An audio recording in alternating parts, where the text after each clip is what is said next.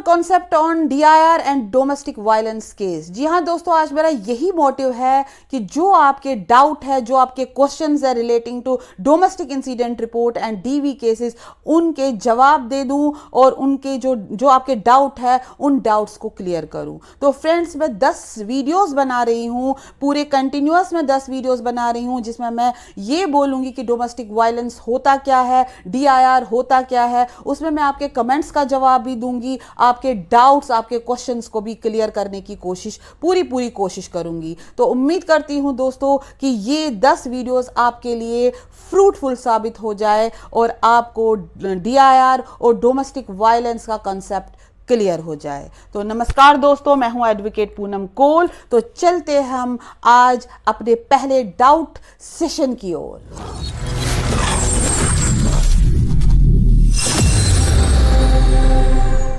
नमस्कार दोस्तों, तो चलिए हम सीरीज जो हमने स्टार्ट की है, क्लियर योर डाउट का पहला वीडियो बनाते हैं। तो फ्रेंड्स, मैं एक अपने व्यूवर का क्वेश्चन ले रही हूं जो कि मुझे लगा कि इम्पोर्टेंट क्वेश्चन है, तो यहां से ही मैं स्टार्ट करती हूं।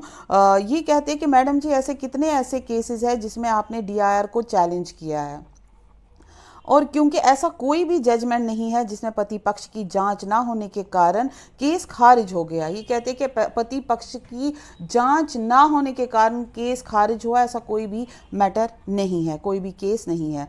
जबकि हर कोई यही बोलता है कि पति पक्ष की जांच करवाना भी ज़रूरी है, मतलब पति पक्ष की जांच भी होनी चाहिए। तो व्यूअर्स, ये क्वेश्चन मैंने इसलिए पहले लिया क्योंकि मुझे ऐसा लगता है कि आप लोगों के मन में भी ये सवाल उठता है कहीं ना कहीं कि सिर्फ महिलाओं को ही पूछा जाता है, महिलाओं के ही सवालों का जवाब दिया जाता है, महिला जो बोलती है उसको सही माना जाता है और पति जो भी बोलेगा उसको तो पहले सुना ही नहीं जाता है और पति पक्ष को सुना नहीं जाता है। सिर्फ महिलाओं के फेवर में जो जजमेंट्स है वो आते हैं। तो फ्रेंड्स, ये बात सोचना कहीं ना कहीं गलत ही है क्योंकि पति पक्ष को भी सुना जाता है। नवीन जी, इसके लिए मैं आपको ये जो आपने कहा कि जो आपका ये सेकंड लाइन है कि क्योंकि ऐसा कोई भी जजमेंट नहीं है जिसमें पति पक्ष की जांच ना होने के कारण केस खारिज हो गया है, तो मैं आपको बताऊंगी, अगर आप मेरे सब्सक्राइबर है, इस चैनल के सब्सक्राइबर है, तो आप मेरे वीडियोस को देख लीजिए। मैंने अभी रिसेंटली एक वीडियो अपलोड किया है जिसमें मैंने जे.एंड.के हाई कोर्ट का एक जजमेंट कोट किया है, जिसमें पत्नी ने जो भी एलिगेशन अगेंस्ट हस्बैंड डाले हैं वो एलिगेशन कोर्ट में प्रूव ही नहीं हुए हैं और इस कारण कोर्ट ने जो वाइफ है उसको 10 लाख का जुर्माना यानी कंपनसेशन ऑर्डर किया है कि वो 10 लाख रुपए पति को दे दे झूठे एलिगेशन डालने के लिए, जो भी उसने पति के लिए झूठे एलिगेशन लगाए हैं। तो ये जो जजमेंट है ये खुद में ही ये कह रहा है कि पति पक्ष की जो पूछा जाता है, पति पक्ष की भी जांच होती है, उसको भी पूछा जाता है। और मैंने और भी ऐसे वीडियोस बनाए हैं, आप देख लीजिए उन वीडियोस में, मैं आपको लिंक भी इस डिस्क्रिप्शन बॉक्स में मैंने दिया है, आप उन वीडियोस को देख लीजिए, जहां सुप्रीम कोर्ट ऑफ इंडिया भी यही कहती है कि जो महिला है वो अपने जो उनको हक दिए गए हैं, जो राइट दिया गया है, वो उसका गलत इस्तेमाल करती है।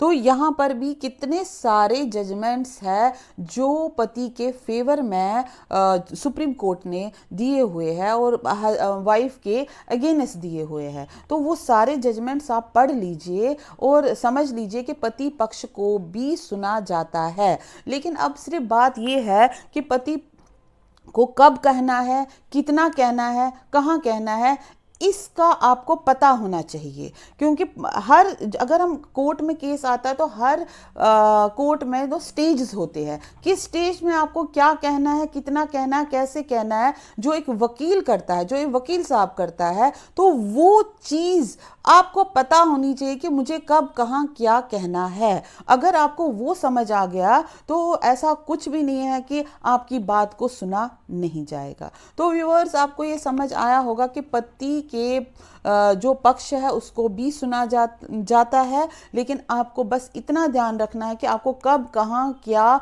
और कितना बोलना है। अब ये कैसे कैसे बोलना है, क्या करना है, मैं आने वाले वीडियोस में ये सारा क्लियर कर दूंगी।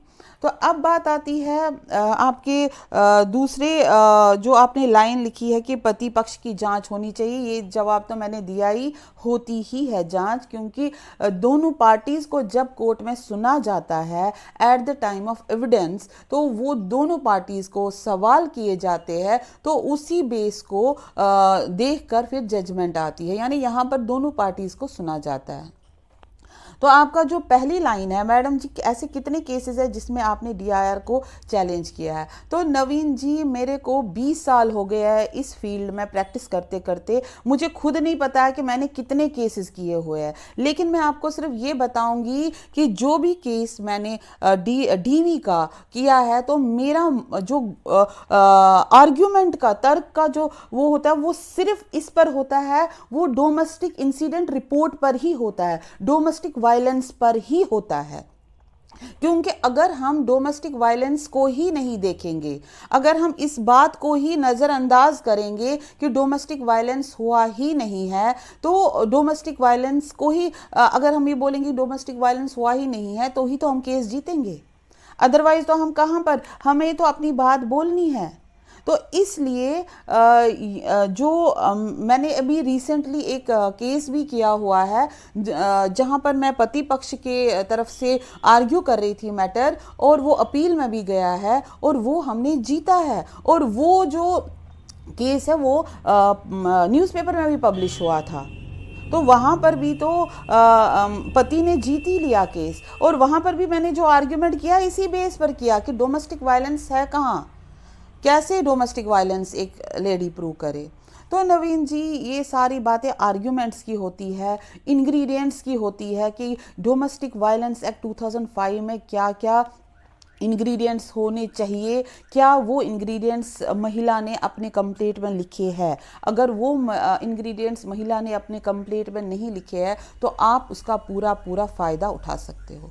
तो फ्रेंड्स, आप समझ गए होंगे कि पति पक्ष को भी सुना जाता है, पति को कब कहाँ क्या कैसे कहना है वो मैं आने वाले वीडियोस में कहूँगी। और लेकिन आज मैं इस को और इलॉबरेट करने कर लूँगी, क्योंकि मुझे पता है कि अभी भी आपके मन में डाउट है। तो आपके मन के डाउट को शांत करने के लिए मैं पहले आपको ये दिया है डोमेस्टिक इंसिडेंट रिपोर्ट क्या होती है, उससे पहले मैं आपको ये बताऊंगी कि डोमेस्टिक वायलेंस एक्ट में पति लोगों को क्या देखना चाहिए, वो क्या उनको उसमें देखना है जिससे वो अपना बचाव कर सकते हैं, अपनी फैमिली मेंबर्स का बचाव कर सकते हैं। Friends, section 12 of domestic violence act में वो महिला कंप्लेंट कर सकती है जो एग्रीड पर्सन होगी। अब आप ये कहोगे कि एग्रीड पर्सन क्या है? Agreed person section 2 of domestic violence act में डिफाइन किया गया है, जिसमें ये कहा गया है कि वो महिला जो डोमेस्टिक वायलेंस की विक्टिम है, यानी जिसके साथ डोमेस्टिक वायलेंस हुआ है और वो डोमेस्टिक रिलेशन में रहती है, यानी दो चीज़ें यहाँ पर देखी गई है, डोमेस्टिक वायलेंस की विक्टिम भी होनी चाहिए और डोमेस्टिक रिलेशन में भी होना चाहिए। अगर ये दोनों इंग्रेडिएंट्स फॉल करते, अगर ये दोनों इंग्रेडिएंट्स है, तब उसको हम एग्रीड पर्सन कहते हैं, तो वो कंप्लेंट फाइल कर सकती है। अब यहाँ पर पति को क्या देखना है? पति को ये देखना है कि क्या उसने अपने कंप्लेंट में डोमेस्टिक वायलेंस के सीक्वेंस को लिखा है या नहीं लिखा है। अगर वो डोमेस्टिक वायलेंस के सीक्वेंस को, डोमेस्टिक वायलेंस को ही नहीं लिखा है, तो यहाँ पर वो उसको नोट डाउन कर सकता है और यहाँ वो उसका एक फेवरेबल पॉइंट बन सकता है कि जो महिला ने कंप्लेंट लिखी है, दी है, उसमें ही डोमेस्टिक वायलेंस का कहीं भी कोई भी फैक्ट नहीं है। पहली बात। दूसरी बात यह है कि उस हस्बैंड को या उसके रिलेटिव्स को जिनके खिलाफ कंप्लेंट की गई है, जिसके खिलाफ इस महिला ने कंप्लेंट लिखी है, चाहे वो कंप्लेंट में नाम लिखा है, चाहे वो मदर इन लॉ हो, फादर इन लॉ हो, जो भी लोग हो उसमें, तो उसमें ये देखना है उनको क्या महिला ने ये दिखाया है कि वो डोमेस्टिक रिलेशन में है। और वो ये भी देखना है कि वो, अगर महिला ये लिखती है कि हाँ मैं तो डोमेस्टिक रिलेशन में थी, वो तो यही लिखेगी, लेकिन आपको ये देखना है कि वो डोमेस्टिक रिलेशन में कितने देर से थी, कहाँ से थी, क्या टाइम पीरियड था, क्योंकि ये भी इम्पॉर्टेंट है। इस पर आर्ग्यूमेंट करना भी इम्पॉर्टेंट है, क्योंकि सेक्शन खुद ये बोलता है कि डोमेस्टिक रिलेशन होना चाहिए। तो इतने सारे जजमेंट्स इस पर है डोमेस्टिक रिलेशन पर, कि महिला बोलती है कि मैं डोमेस्टिक रिलेशन में थी, लेकिन वो कब थी डोमेस्टिक रिलेशन में और कितने टाइम पीरियड के बाद फिर उसने ये कंप्लेंट फाइल किया। तो यहाँ पर जो हस्बैंड है या उसके रिलेटिव्स है, उनको ये पॉइंट भी नोट डाउन करना है कि यहाँ पर डोमेस्टिक रिलेशन का जो स्टेटमेंट है, जो महिला ने लिखा है, जो लिखा है वो गलत तरीके से लिखा है। वो इतने देर तक डोमेस्टिक रिलेशन में थी ही नहीं। तो ये दो पॉइंट्स है जो यहाँ पति के फेवर में आ सकता है और पति को इस पर आर्ग्यूमेंट करना चाहिए। तो फ्रेंड्स, अब आप ये कहोगे कि डोमेस्टिक वायलेंस क्या होता है। डोमेस्टिक वायलेंस के लिए आपको section 3 of domestic violence act को पढ़ना पड़ेगा, जिसमें मैं आपको मोटा मोटा तौर पर बताऊंगी कि जो महिला ये कहती है कि मुझे प्रताड़ित किया गया, मुझ पर हैरेसमेंट हुआ है, मुझे क्रुएल्टी हुआ है, मुझ पर फिजिकल एब्यूज़ होता है, मुझ पर मेंटल एब्यूज़ होता है, मुझे सेक्सुअल एब्यूज़ होता है, मुझे थ्रेट मिलते हैं, मुझे घर से निकाला जाता है, तो ये सारा कुछ वहां पर लिखा हुआ है। तो वो होता है domestic violence as per domestic violence act. अब आप यहां पर ये भी क्लियर कर दीजिए कि डोमेस्टिक वायलेंस एक्ट में जो डोमेस्टिक वायलेंस का डेफिनेशन है, वो डेफिनेशन 498A के डेफिनेशन से अलग है। दोनों अलग अलग डेफिनेशन है। आप दोनों डोमेस्टिक वायलेंस को 498A और डोमेस्टिक वायलेंस एक्ट को एक जैसा नहीं देख सकते हो, क्योंकि डोमेस्टिक वायलेंस एक्ट में डोमेस्टिक वायलेंस का डेफिनेशन अलग है और 498A में डोमेस्टिक वायलेंस का डेफिनेशन अलग है।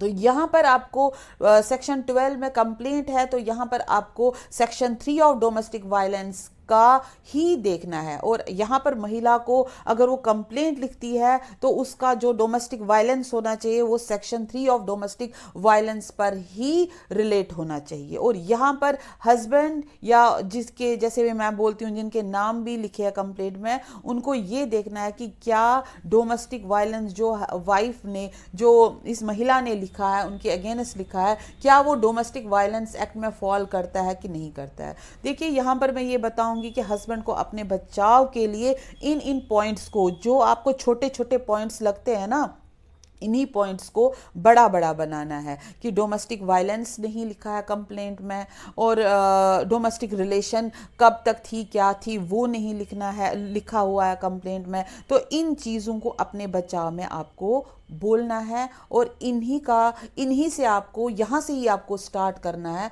आपका बचाव। तो फ्रेंड्स, यहाँ पर आपको डोमेस्टिक वायलेंस, डोमेस्टिक रिलेशन और एग्रीड पर्सन क्लियर हुआ होगा।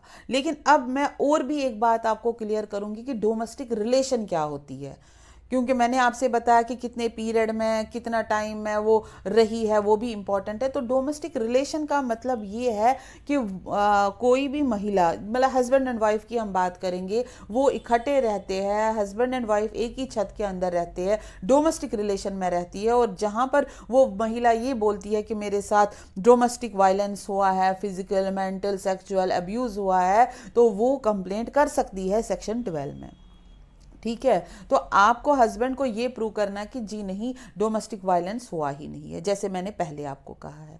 अब यहाँ पर और एक बात आपको याद रखनी है कि अगर आपने शादी नहीं की है, लेकिन एक मेल और फीमेल इकट्ठे रह रहे हैं, एक ही छत में रह रहे हैं, as a husband and wife की तरह रह रहे हैं, but they are not married, तो वो उसको हम बोलते हैं लिविंग इन रिलेशनशिप में रहना। अगर यहाँ मेल और फीमेल लिविंग इन रिलेशनशिप में रह रहे हैं तो हम उसको भी डोमेस्टिक रिलेशन में मानते हैं, और वो महिला भी डोमेस्टिक वायलेंस एक्ट सेक्शन 12 में अपनी कंप्लेंट अपने जो उसके पार्टनर है या पार्टनर के रिलेटिव्स है उनके खिलाफ कर सकती है। तो ये बात होगी। लेकिन अब यहाँ पर और भी मैं ये क्लियर डाउट आपका करना चाहती हूँ कि जैसे महिला दूसरों अपने जो उसके हस्बैंड के मदर होती है, फादर होते हैं, या उसके बहन होती है, जो भी उनके रिलेटिव है, उसके फ्रेंड होते हैं, और कभी कभी तो हद ये होती है कि महिला जो मीडिएटर होता है उसका नाम भी डोमेस्टिक वायलेंस में लगाती है। तो यहाँ पर भी आपको ये जो हस्बैंड है और जिनका नाम उसने मेंशन किया है कंप्लेंट में, उनको ये देखना है कि क्या ये लोग जिसका नाम वो ले रही है, क्या वो डोमेस्टिक रिलेशन में है। डोमेस्टिक रिलेशन का मतलब है कि क्या वो उस घर में रह रहे हैं। अगर वो उस घर में रह रहे हैं तो डोमेस्टिक रिलेशन बनता है, अगर वो उस घर में ही नहीं रहते तो डोमेस्टिक रिलेशन नहीं बनता है। और जहाँ तक ये डोमेस्टिक रिलेशन नहीं बनता है तो उन पर ये केस नहीं बनता है। तो डोमेस्टिक रिलेशन नहीं बनता है कि वो उस घर में नहीं रहते ये, और उस कभी कभी वो क्या होता है कि कहती है कि उस घर से थोड़ा दूरी में रहते हैं तो आते जाते हैं, तो क्या उनका आना जाना फ्रीक्वेंट है।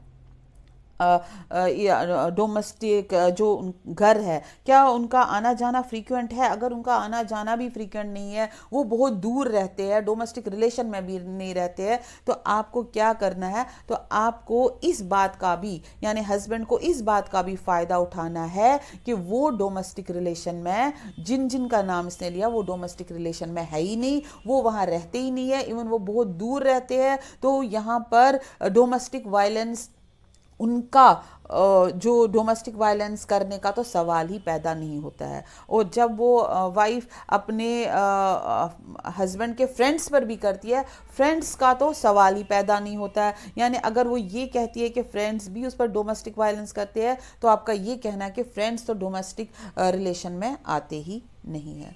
तो फ्रेंड्स, यहाँ पर आपको क्लियर हुआ एग्रीड पर्सन क्या होता है, डोमेस्टिक वायलेंस क्या होता है, डोमेस्टिक रिलेशन क्या होता है। ये सारे तीनों पॉइंट्स मैंने क्लियर कर दिए हैं। अगर फिर भी आपको कोई डाउट है तो आप मुझे बता सकते हो, मैं वो डाउट भी आपका क्लियर करूंगी।